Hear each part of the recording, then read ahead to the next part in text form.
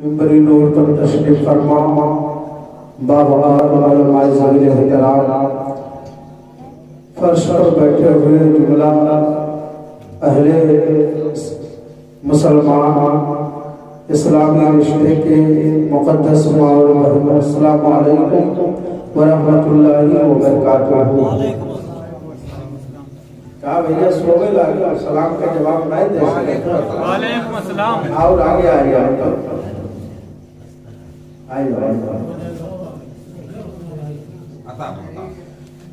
الحمدللہ الحمدللہ رب العالمین الصلاة والسلام على سید المرسلین وعلى آلہ وأصحابہ الطاہرین۔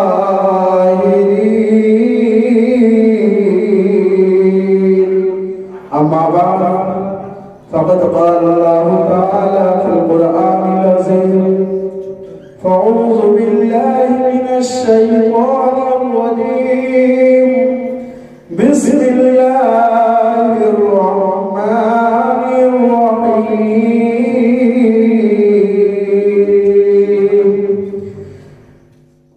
هن لباس لكم وأنتم لباس لهم صدق الله العظيم وصدق رسوله النبي الأمين الكريم فالحمد لله رب العالمين۔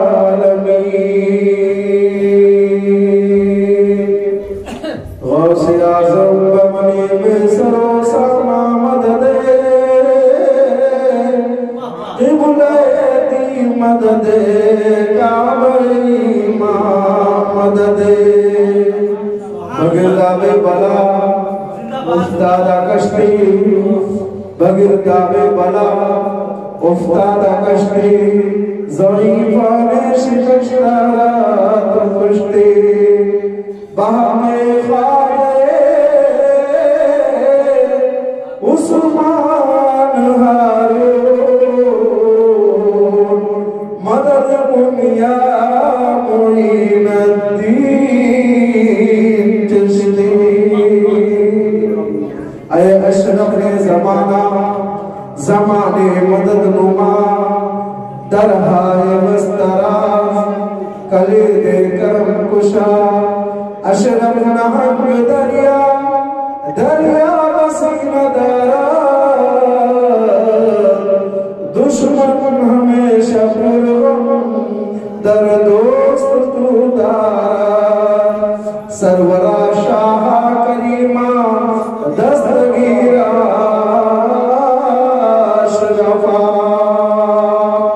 پورا مہمان جھوم کر درود شریف پڑھ لیجیے۔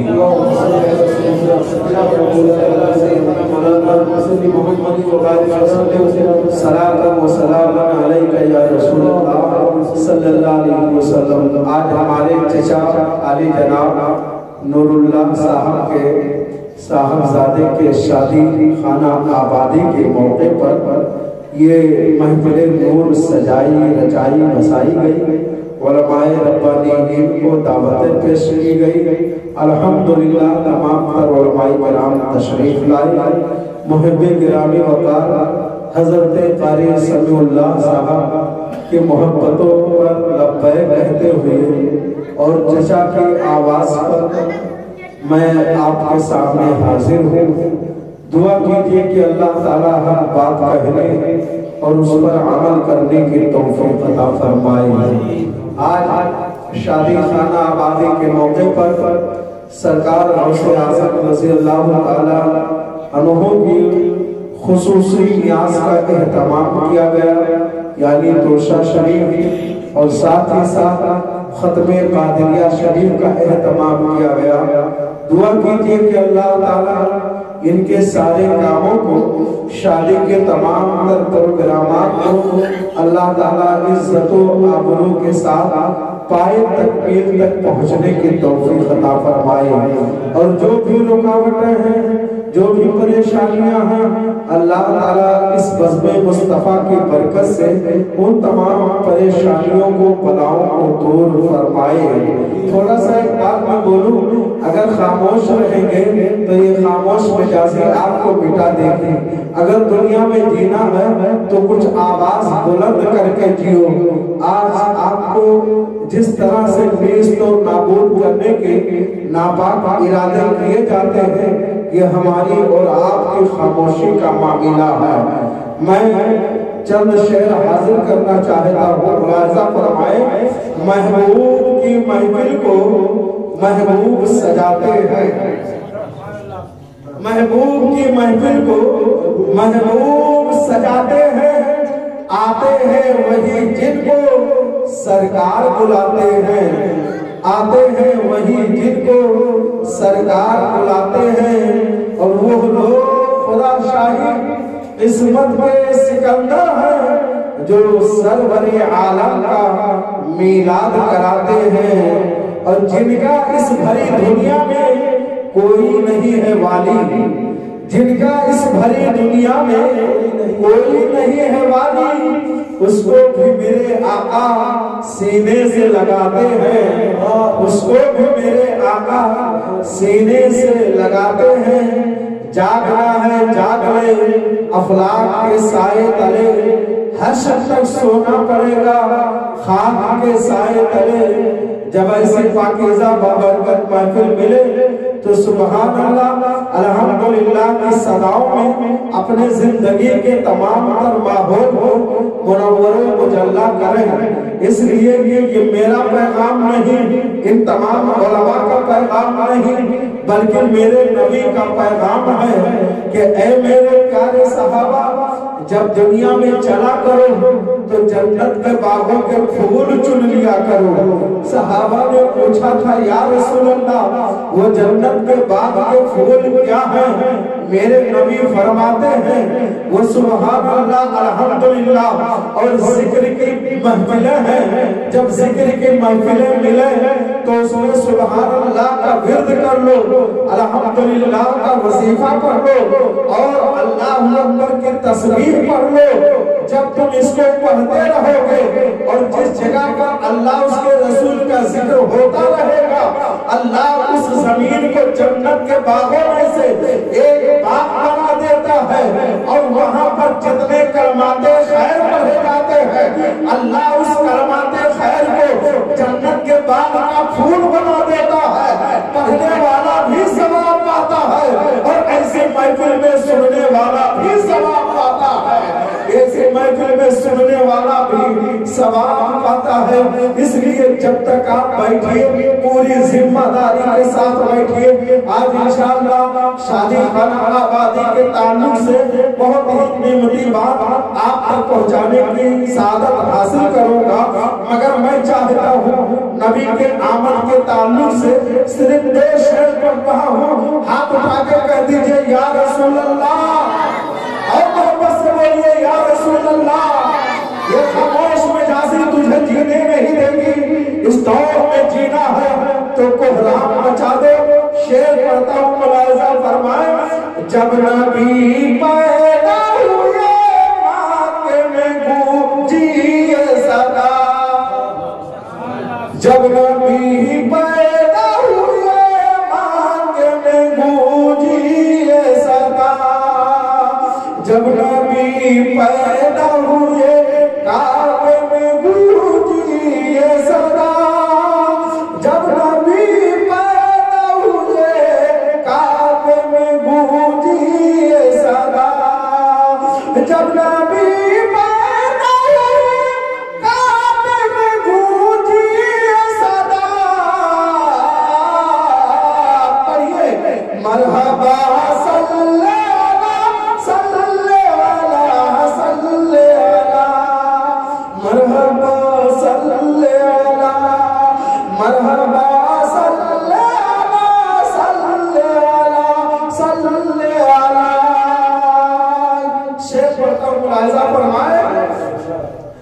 شرک کی داغ جبینوں سے مٹانے والے، شرک کی داغ جبینوں سے مٹانے والے، ہمیں سب کو مسلمان بنانے والے،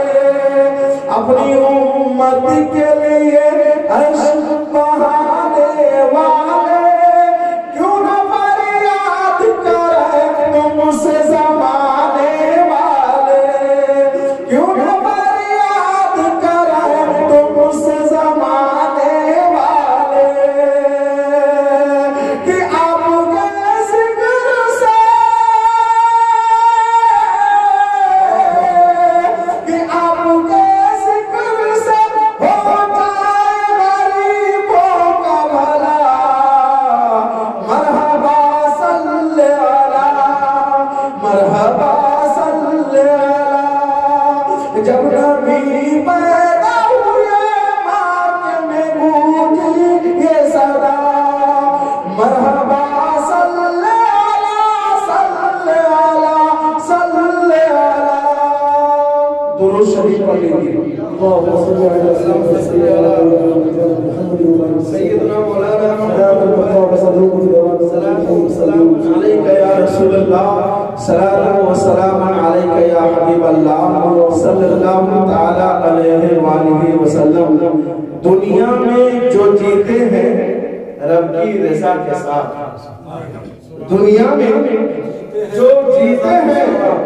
رب کی رضا کے ساتھ، جنت میں وہ جائیں گے میرے مصطفیٰ کے ساتھ، جنت میں وہ جائیں گے میرے مصطفیٰ کے ساتھ۔ اور شادی کرو تو ایسے کرو سادگی کے ساتھ، شادی کرو تو ایسے کرو سادگی کے ساتھ، جیسے علی کا عقد ہوا فاطمہ کے ساتھ، جیسے علی کا عقد ہوا فاطمہ کے ساتھ۔ حضرات قرآن کریم والفرقان حمید میں اللہ تعالیٰ جل مجدہ الکریم ارشاد فرماتا ہے، ہن لباس لکم وانتم لباس لہن۔ جب ایک نوجوان اور لڑکا اور جب ایک نوجوان لڑکی سنت مصطفیٰ کی ادائیگی میں ڈھلتے ہیں اور نبی کی سنت پر عمل کرتے ہیں تو اللہ تبارک و تعالیٰ بیوی کو شوہر کا عزت کا لباس بناتا ہے اور شوہر کو بیوی کی عزت کا لباس بناتا ہے، یعنی دونوں ایک دوسرے کے لیے عزت کا لباس بنتے ہیں۔ میرے نبی فرماتے ہیں نکاح کرنا میری سنت ہے، اور جس نے میری سنت پر عمل کیا گویا اس نے اپنے ایمان کو مکمل کر لیا، اور جس نے میری سنت سے نفرت کیا وہ کامل ایمان والا نہ رہا۔ حضرات آج کسی آسمان کے نیچے اسی زمین کے اوپر تھوڑا سا آپ غائرانہ نظر ڈالیں تو آپ کو پتا چلے گا کہ آج نبی کی سنتوں پر عمل کرنے والے کم پائے جاتے ہیں، مگر برائیوں کے ماحول میں چلنے والے زیادہ سے زیادہ لوگ پائے جاتے ہیں۔ آج شادی خانہ آبادی کے موقع پر جہاں ناچ ہوتے ہیں، گانے ہوتے ہیں، ناچنے والی عورتیں ہوتی ہیں، ڈھول بجانے والے لوگ ہوتے ہیں، تمام طرح کی پریشانیاں اور بلائیں گھر کے قریب ہوتی ہیں، لوگ اس میں زیادہ سے زیادہ شرکت کرتے ہیں، مگر جب دین کی بات آتی ہے، جب نبی کی بات آتی ہے، جب رسول کی بات ہوتی ہے تو لوگ ایسی پاکیزہ محفلوں میں بہت کم شریک ہوتے ہیں، اور یہ اگر شریک ہوتے ہیں تو دور و دراز بیٹھ کر کے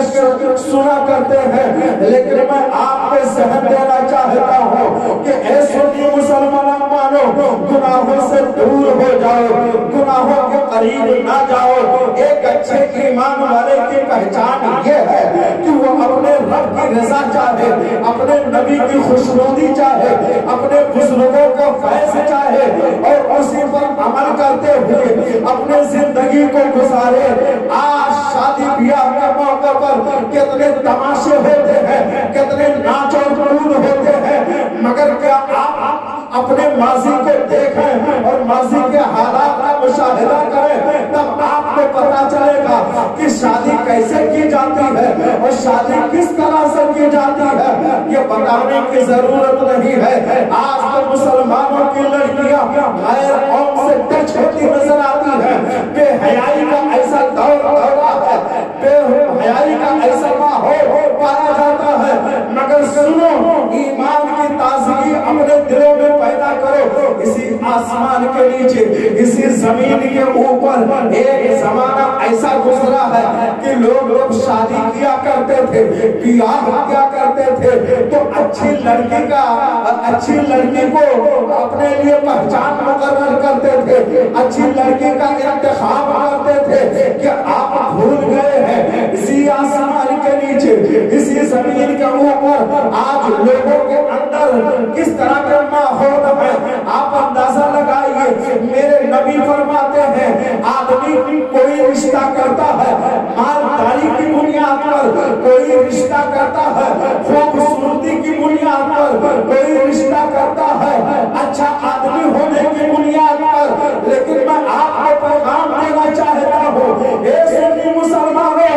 اگر تمہیں رشتہ کرنا ہے تو مال کو ترجیح نہ دو، اگر رشتہ تمہیں کرنا ہے تو خوبصورتی کو ترجیح نہ دو، اگر رشتہ تمہیں کرنا ہے تو مال و دولت کو ترجیح نہ دو۔ آپ پوچھیں کہ پھر کیا دیں؟ تو میرے نبی فرماتے ہیں اگر تمہیں رشتہ محبوب کرنا ہے اور تمہیں رشتہ اچھا چاہیے تو دیندار لڑکی کا انتخاب کرو، دیندار لڑکی کا انتخاب کرو، اس لیے کہ جب بیوی اچھی ہوگی تو اس کا گھر جنت کا بن جائے گا، جب آنے والی بہو اچھی ہوگی تو اس کا گھر جنت کا بن جائے گا، اور جب آنے والی بہو اچھی بن کر کے آئے گی، قرآن پڑھنے والی ہوگی، نماز پڑھنے والی ہوگی، عبادت کرنے والی ہوگی، شوہر کو اطاعت کرنے والی ہوگی، تو جس گھر میں وہ رب کی عبادت کرے گی، جس گھر میں وہ قرآن کی تلاوت کرے گی، جس گھر میں وہ اللہ کی بارگاہ میں سجدہ سجود ہوگی اور اپنے آنچل کو اٹھا کر کے رب کی بارگاہ میں دعا مانگے گی، تو اللہ تعالیٰ اس کے گھر میں اس کے شوہر کی کمائی میں برکت عطا کرے گا، اور اس کے گھر کو اللہ تعالیٰ جنت کا گلزار بنا دے گا، جنت کا اور گلے گلزار بنا دے گا۔ میں آپ کو بہت زیادہ ٹائم نہیں لینا چاہتا، میں تفصیل میں نہ جا کر کے اختصار کے طور پر بتانا چاہوں گا کہ آج لڑکیاں ہیں اگر داڑھی والا شوہر ہو تو کہتی ہیں یہ نہیں پائے رہا ہے نا، اچھا نہیں لگتا ان کو، لیکن میں بتانا چاہتا ہوں کہ ایک داڑھی والے نوجوان کی حالت کیا ہوتی ہے اور اس کے دل کی کیفیت کیا ہوتی ہے۔ یہ تو ہمارے علماء کرام ہیں، پڑھے لکھے باشعور لوگ ہیں، اچھی سوجھ بوجھ رکھتے ہیں، مگر ایک نوجوان جو بہت زیادہ پڑھا لکھا نہیں ہوتا ہے، بہت زیادہ علماء کی صحبت اختیار نہیں کر پاتا ہے، لیکن جب وہ نبی کی سنتوں سے اپنے چہرے کو سجاتا ہے تو اللہ اور اس کا ایسا بے پناہ کرم ہوتا ہے کہ وہ جھوٹ کے قریب نہیں جاتا ہے، مکاری کے قریب نہیں جاتا، دغا بازی کے قریب نہیں جاتا ہے، اور وہ نوجوان پھر نبی کی سنت کو سجا کر کے مسجد کا نمازی بنتا ہے، وہ علماء سے محبت کرنے والا بنتا ہے، اور جب ایسے نوجوان کا رشتہ ڈھونڈا جاتا ہے تو بعض لڑکیاں آج ہمارے سماج کی یہ جواب دیتی نظر آتی ہیں کہ ہم داڑھی والے سے نکاح نہیں کریں گے۔ ارے یاد رکھو بہت پرانی کہاوت ہے کہ بکری کو بندر ہی پسند آتے ہیں، انہیں کیا معلوم کہ جو نبی کا صحیح معنوں میں دیوانہ ہوتا ہے وہ دنیا سے بیگانہ ہوتا ہے، اور جو نبی کا شیدائی ہوتا ہے وہی وقت کا تاجدار ہوتا ہے۔ میں بتانا چاہتا ہوں آج نہیں بلکہ ماضی کے حالات میں جائیے اور تاریخ کا پنہ الٹیے، اتحاد کی زندگی پڑھیے تو آپ کو پتا چلے گا کہ ایک گاؤں ہے، ایک آبادی ہے، ایک قاضی صاحب رہا کرتے تھے جو اپنے وقت کے بہت بڑے قاضی ہیں، جن کا تاریخ میں قاضی نوح کے نام سے یاد کیا جاتا ہے۔ وہ اپنے وقت کے بڑے پائے عالم بھی ہیں اور بہت بڑے قاضی بھی ہیں، لوگوں کا فیصلہ فرمایا کرتے تھے, لوگوں کے معاملات کو حل فرمایا کرتے تھے. وہی قاضی نوح جب ان کے گھر میں ایک لوٹی لڑکی تھی, بڑی حسین و جمیل تھی, ناز و ادا سے پلی بڑھی تھی. ایک روز قاضی نوح نے اپنی بیوی سے کہا کہ بیٹی تو بالغ ہو چکی ہے, جاؤ بیٹی سے معلوم تو کرو اس کے دل کے حالات کیسے ہیں, اس کے دل میں کتنی امنگیں ہیں, اس کے دل میں کتنے خواہشات ہیں. بیوی جاتی ہے, اپنی نوجوان لڑکی کے قریب بیٹھتی ہے اور ماں کہتی ہے, اے میری بیٹی اب تم جوان ہو گئی ہو, اب تمہارے ہاتھ پیلے کرنے کے وقت آ گئے ہیں. اے میری بیٹی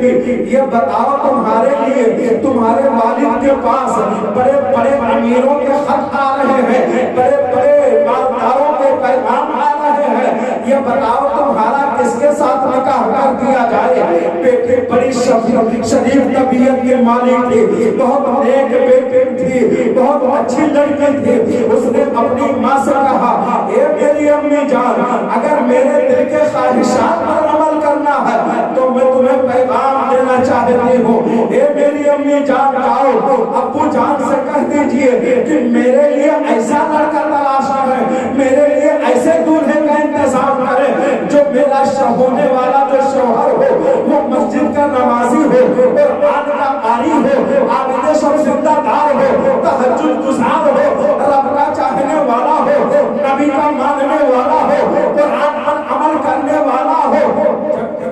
بیٹے نے کہا ماں سے تو ماں سوچنے پر مجبور ہو گئی کہ اس کا باپ دیکھو قاضی القضات ہے, لوگوں کا فیصلہ کرتا ہے, اور میری بیٹی اتنی رئیسی زندگی گزار کر کے آج داڑھی والے کو ڈھونڈ رہی ہے, عالم اور حافظ کو ڈھونڈ رہی ہے, قرآن کے قاری کو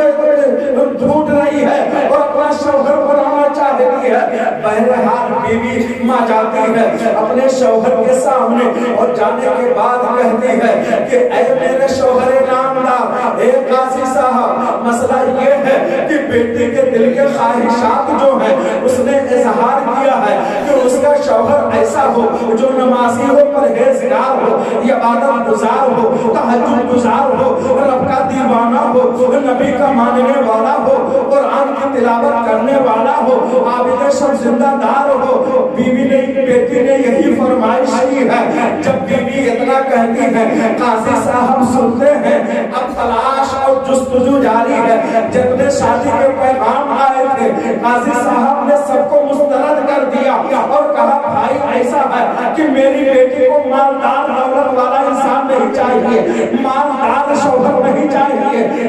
بلکہ میری بیٹی کو عبادت گزار شوہر چاہیے, شکر گزار شوہر چاہیے. میری بیٹی اس طرح سے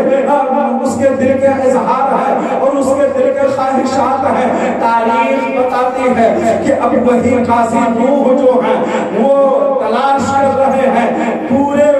جہاں پر ہے پورے علاقے پر ایک دائرانہ نظر ڈالتے ہیں اور سب کے اوپر نظر ڈالتے ہوئے, انتخاب کرتے ہوئے, ڈھونڈتے ہوئے اپنے محلے کے آبادی میں ایک عالی شان مسجد ہے اور اسی مسجد میں ایک مبارک نامی شخص ہے جو مسجد میں اذان دیتا ہے, پانچوں وقت کی نماز پڑھتا ہے, قرآن کی تلاوت کرتا ہے, عابد شب زندہ دار ہے, تہجد گزار ہے. قاضی صاحب نے جب ان کی زندگی پر دیکھا تو دل میں سوچا اتنے برس ہو گئے ہیں مسجد میں خدمت کرتے ہوئے, آج تک کہ کسی نے اس نوجوان پر انگلی نہیں اٹھائی ہے, آج تک کہ اس نوجوان پر کسی نے اس کو برا بھلا نہیں کہا ہے.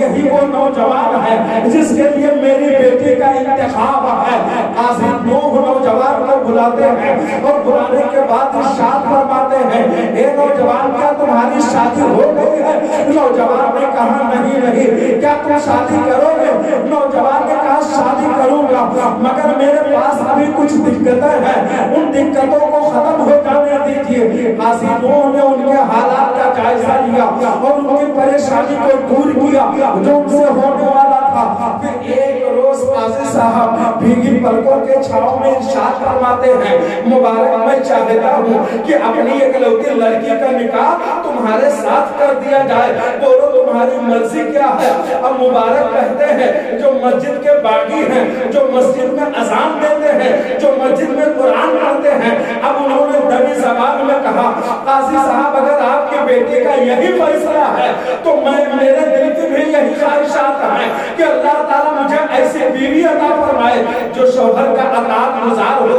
जो रब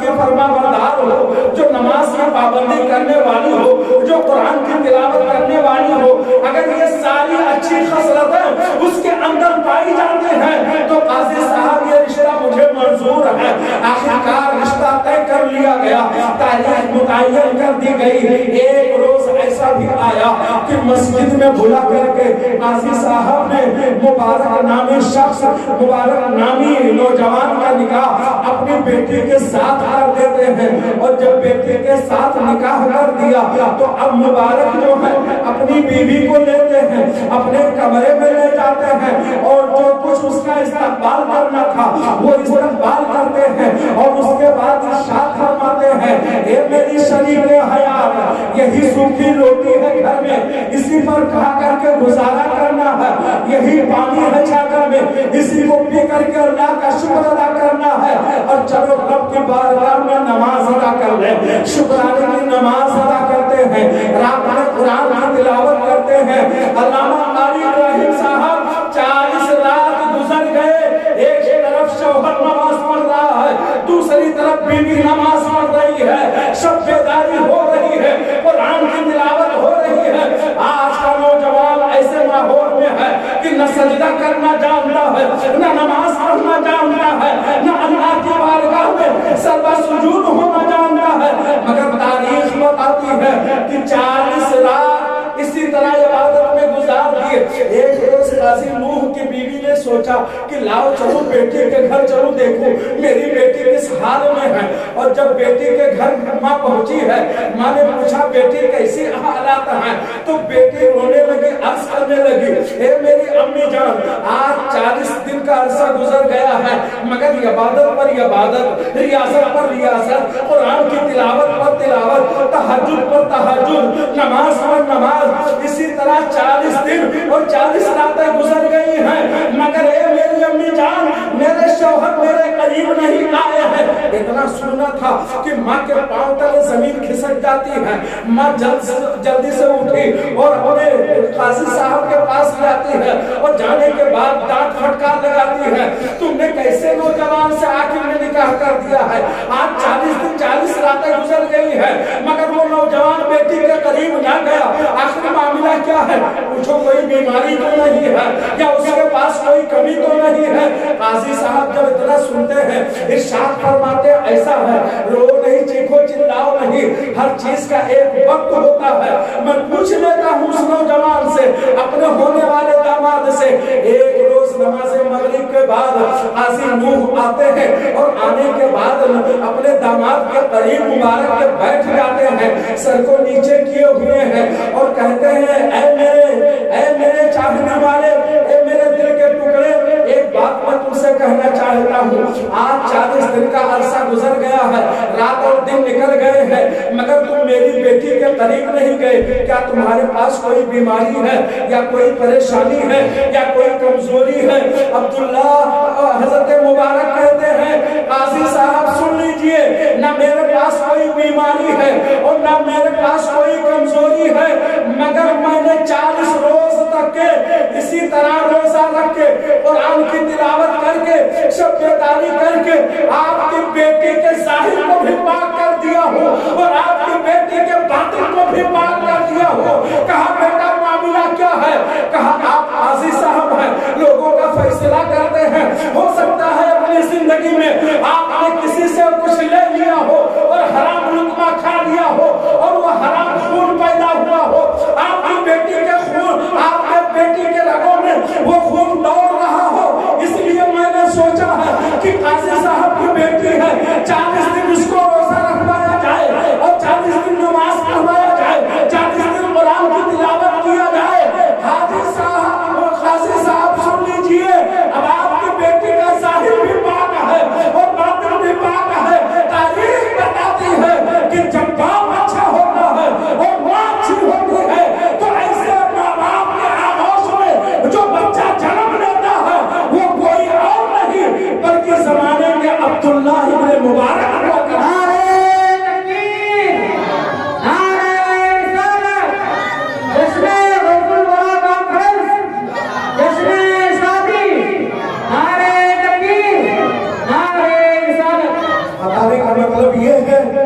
آپ اچھے بنو گے آپ کی اولادیں اچھی بنیں گی، آپ نمازی بنو گے آپ کی اولادیں نمازی بنیں گی، آپ عزتدار بنو گے آپ کے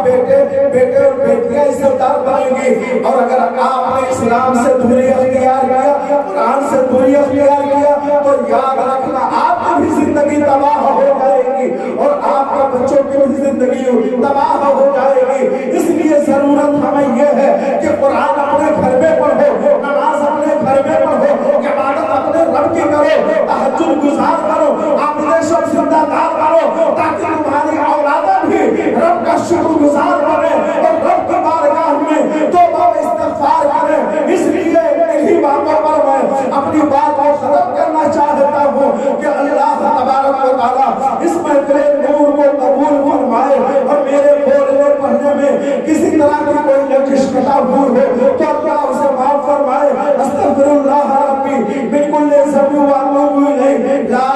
الہ الا اللہ محمد رسول اللہ، لا الہ